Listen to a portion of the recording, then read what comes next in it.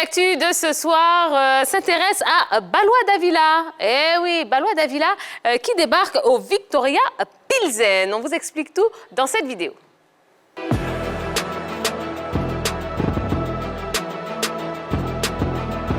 Balois Davila poursuit son petit bonhomme de chemin en République tchèque. Après 2 saisons passées au MFK Karviná, le footballeur ivoirien s'est engagé avec le Viktoria Pilsen.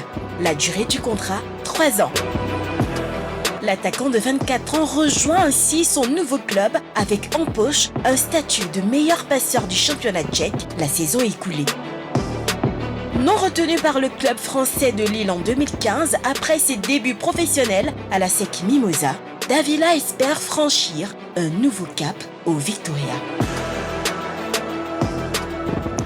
Balois Davila, ah oui, un très bon joueur quand même. Hein? Très bon joueur, oui. très bon joueur que moi j'ai connu du côté de la SEC Mimosa, très bon pied gauche. Et d'abord, en 2016, je me rappelle d'un match comptant pour les éliminatoires de la CAN des cadets. La Côte d'Ivoire avait été battue du côté de la Libye, 2-1. Et à Abidjan, on était à 1-1. Et les Libyens étaient en train de perdre le temps, comme ils savent si bien le faire sur la pelouse. Et puis l'entraîneur a fait rentrer Balois Davila, qui a complètement changé le match. Et puis la Côte d'Ivoire s'est imposée 3-1 au finish.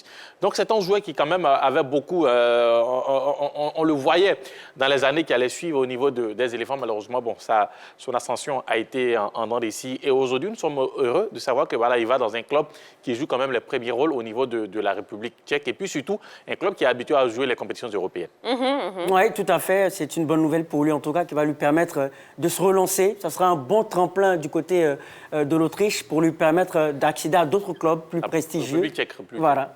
Oui, de la République tchèque, voilà, autant pour moi. Donc, de la République tchèque, c'est un bon tremplin pour lui permettre de se relancer, d'atteindre d'autres sommets, d'autres clubs, d'autres grands clubs européens. D'accord. Alors, voyons maintenant les statistiques, hein, bah oui, de Balois, son parcours, son palmarès, et puis toutes les stats depuis le début de sa carrière. Non, je laisse. Alors, attendez, je me suis entraînée pendant des heures, hein.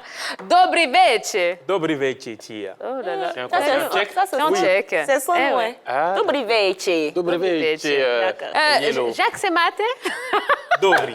Je veux bien. Ça mange pas ça. Allez, le natif de Yopougon a commencé sa carrière à la SEC Mimosa en Côte d'Ivoire. Il a joué au département jeunesse à l'âge de 11 ans et a rejoint l'équipe première à l'âge de 16 ans. Regardons le parcours et les statistiques de Balois Davila. Eh bien, il a commencé à l'ASEC Mimosa entre 2013 et 2015. 2015-2016, il est prêté à Lille, l'équipe B, le 30 juin 2016. Fin de contrat, retour à l'ASEC Mimosa 2016-2017. Il est prêté au Danemark le 30 juin 2018. Fin de prêt, il retourne à l'ASEC Mimosa 2018-2019. Il sera prêté au Karviná en République tchèque le 30 juin 2019. Fin du prêt, retour à Abidjan 2019-2020. Il signe un contrat avec Karviná en République tchèque. Et puis pour la saison 2020-2021, il jouera avec le Viktoria Pilsen. En club stat, 80 matchs, 10 buts, 25 passes décisives en équipe nationale U20 de Côte d'Ivoire, 8 matchs, 0 but, U23 de Côte d'Ivoire, 3 matchs, 2 buts. Alors, Balois a-t-il fait le bon choix, justement, en rejoignant le club de Viktoria Pilsen? Yellow? Oui, je pense qu'il a fait le bon choix parce que déjà dans son précédent club, il était auteur de 8 passes décisives en 19 matchs avec le MFK Karviná. Donc pour moi, il reste toujours dans sa même dynamique, il reste toujours dans la République tchèque. Ouais, c'est une bonne nouvelle parce qu'il faut dire que le Viktoria Pilsen a été champion de République tchèque en 2018 et en 2016. Donc c'est un club de premier rôle en ce qui concerne le championnat tchèque et ça va lui permettre, comme je l'ai dit, d'accéder, de se perfectionner et d'accéder aux plus grands clubs européens. J'avoue que Balois Davila, à la SEC, on sort des génies qui explosent, mais on sort aussi quelques génies qui déçoivent un peu. Un peu comme quelques joueurs des 2 premières générations qui sont allés se perdre un peu du côté de la Belgique. Et lui, j'ai pu le voir jouer à Solbini, à l'entraînement sur le terrain Laurent Pocou. On l'avait annoncé, quand on le voyait à l'académie, on pensait que c'était le nouveau Magui Serge-Allen de notre football. Gaucher, milieu de terrain, capable de jouer sur le front de l'attaque. Mais malheureusement, il y a quelque chose qui manque là-bas du côté de l'Europe Balois. Est-ce que c'est le haut niveau qui a des réalités un peu plus, un peu plus complexes par rapport à ce qu'on a vu quand il était plus jeune? Mais sinon, on a le sentiment qu'il a perdu son génie. Il a perdu l'âme du guerrier. C'était un formidable garçon. Mais là, j'avoue que j'ai du mal à comprendre quand même. Est-ce qu'il a été un peu trop cajolé en famille, à la sec? Et puis là, maintenant, tout de suite, il a du mal à décoller ou bien à voler de ses ailes. Je ne sais pas trop, mais dans tous les cas, j'avoue que j'attendais énormément de ce garçon qui était annoncé comme un génie du côté de la SEC Mimouza. Vous êtes d'accord avec Roger Stéphane quand il dit qu'il a perdu son génie? Bon, il n'a pas perdu son génie. Dans l'élément, on a vu il est meilleur passeur du championnat tchèque. Donc quand même, il est dans son rôle. Il n'est pas en numéro 9, c'est un ailier. C'est vrai, aujourd'hui, on a des ailiers qui marquent beaucoup. Hein, mais lui, il est passeur et déjà, c'est intéressant pour sa carrière. Mais ce que je veux dire, c'est que c'est quelqu'un. Quand il est parti à Lille, il est parti avec Everena. Et Everena, on sait, hein, son passage à Lille, ça n'a pas été d'une longue durée. Donc du coup, quand un nouveau coach vient, forcément, il ne peut pas avoir les mêmes privilèges qu'il avait avec Everena. Et ça sera comme ça de près. C'est vrai, il n'a pas été retenu à Lille. Voilà, de près en près.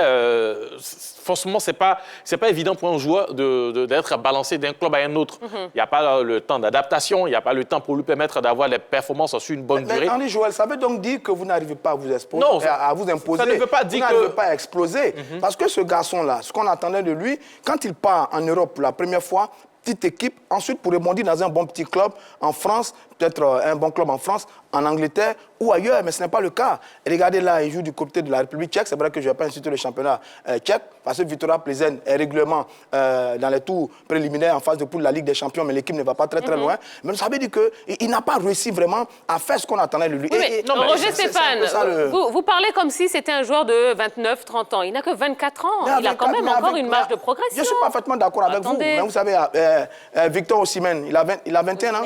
Osimhen, le Nigérian, il a 21 ans, il est à Lille, il explose. Dès qu'il arrive à Lille, il explose. Lui, par exemple, regardez, par exemple, il a déjà fait l'ascenseur. Hein.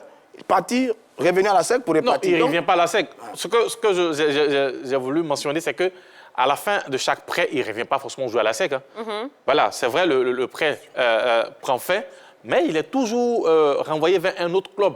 Mais ce que je veux souligner, c'est qu'il n'a pas ce temps-là quand même qui lui permet d'avoir de bonnes performances sur une bonne période. Même Drogba, quand il arrive à Chelsea, au début, c'était difficile. C'est après, sur une longue durée, que Drogba commence à exploser. C'est jamais évident pour un joueur de quitter l'Afrique et d'aller s'imposer en Europe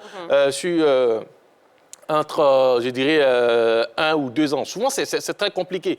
Il faut attendre, il faut lui donner le temps de pouvoir s'adapter. Et même, on se rappelle, quand Babou Eric était sur notre plateau, quand il devait jouer à Montpellier, pour une simple petite maladie, il n'a pas pu signer à Montpellier.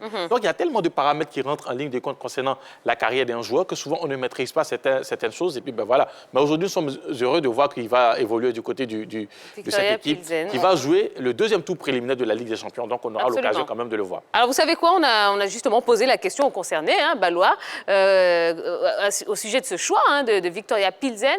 Voici sa réaction. Salut la team. J'espère que vous allez bien. Ici, c'est Ballois Adrien Davila, ancien joueur de MFK Carvina, désormais à Viktoria Plzeň. Je suis très content d'avoir signé là, parce que c'est un grand club. Ils jouent la Ligue des Champions, ça joue aussi le titre chaque année. Ils ont une grande histoire et je suis très content d'être là.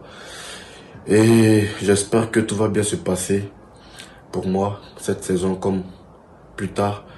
Et j'espère aussi qu'on ira en groupe stage en Ligue des Champions. D'ici là, portez-vous bien et salut tout le monde. Ciao, ciao. Eh bien, on te salue également. Alors, qu'est-ce qui lui manque à Ballois pour s'imposer au plus haut niveau? Comme il le fait si bien déjà avec les passes, il faut qu'il continue, il faut qu'il reste constant au niveau de ses performances, il faut qu'il marque beaucoup de buts, il faut qu'il travaille surtout énormément quand on est au haut niveau, parce que au niveau quand on joue au niveau de la Ligue des Champions, quand on joue dans une équipe qui est toujours à la lutte pour le titre, il faut être très performant. Et c'est ce que moi je lui demande de travailler, d'être performant, d'être constant dans ses performances. Et puis ben voilà, peut-être la suite, ça viendra. Oui, effectivement, travailler et surtout améliorer son adresse devant les buts. Pour ce que j'ai pu voir, c'est quelqu'un d'assez vif. Il peut donc s'appuyer sur cette qualité-là pour développer d'autres qualités avec de l'adresse, des appels de balles, essayer d'être un peu plus incisif dans les appels de balles et pourquoi pas prospérer au plus haut niveau des championnats. Il a une très bonne qualité de passe. Il a un coup de pied gauche magique. capable de débloquer un match sur une action individuelle.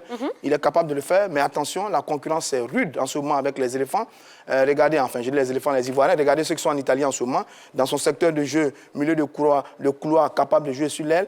Il y a beaucoup de garçons qui sont là. Il y a Pépé qui est là, Za est capable de plonger également sur ce côté. Quand on voit ce que fait Jérémy Boga avec Sassuolo, quand on voit Seko Fofana, etc., je pense que ça ne va pas être facile pour lui, un retour à l'équipe nationale. Mais bon, s'il se fait remarquer brillamment du côté donc, de la République tchèque, il peut peut-être intéresser le nouveau sélectionneur Baumel. Alors vous êtes en train de me dire que le fait de jouer dans un championnat moins huppé, ça a une incidence sur sa sélection en équipe nationale? Non, je ne pense pas. Vous êtes d'accord avec ça? Déjà, il faut pour qu'on puisse appeler quelqu'un en équipe nationale, il faut regarder ses stats.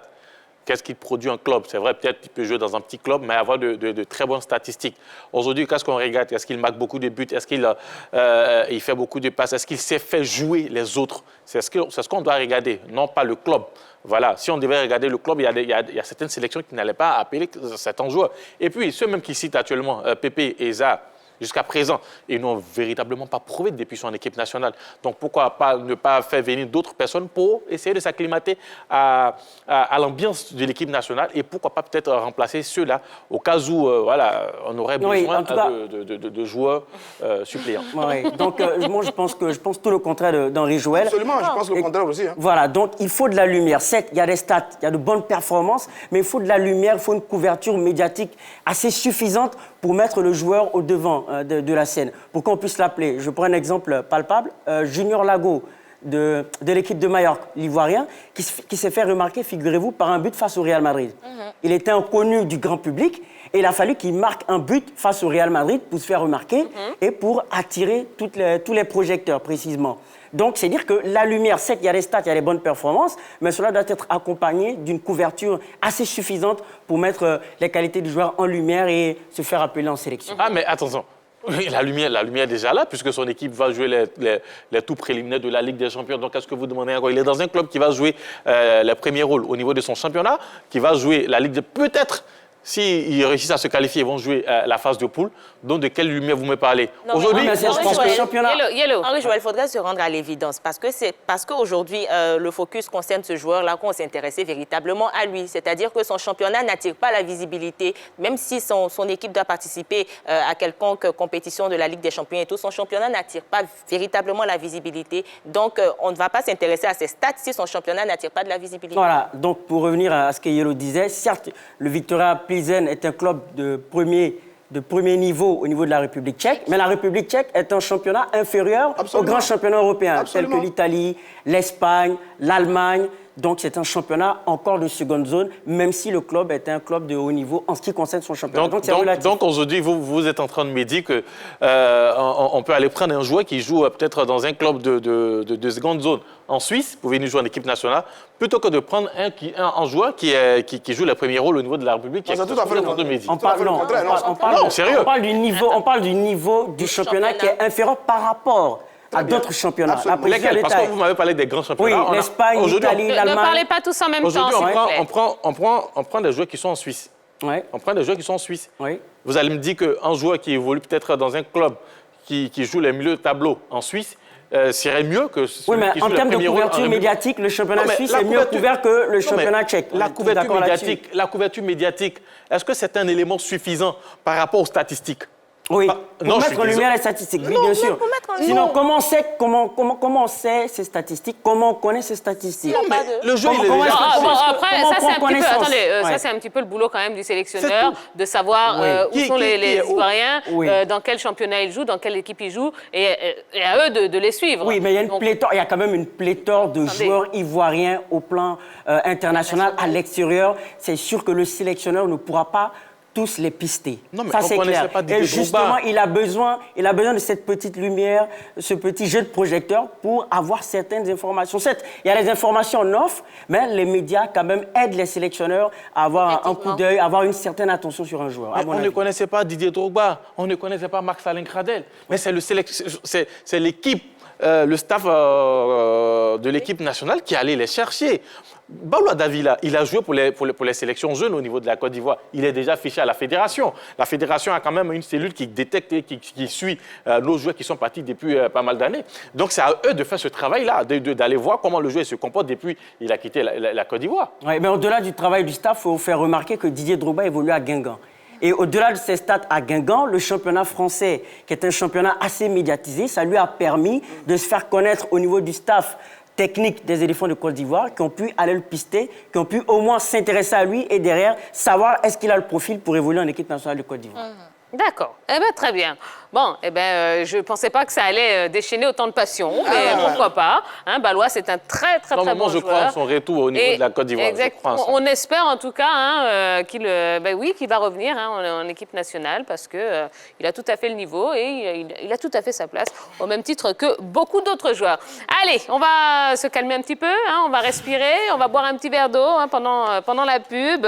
On va se retrouver dans un instant pour continuer à bavarder. Oui, beaucoup de choses à vous proposer. On va parler de l'Africa dans quelques instants. Un gros sujet, une grosse question qu'on vous propose. Est-ce qu'il faut du sang neuf, selon vous, à la tête de l'Africa Sport d'Abidjan? Profitez de ces quelques minutes pour aller sur la page Facebook de la 3 et dites-nous ce que vous en pensez. Et puis au passage, tiens, mettez un petit peu de gel hydroalcoolique, ça vous fera pas de mal. À tout de suite.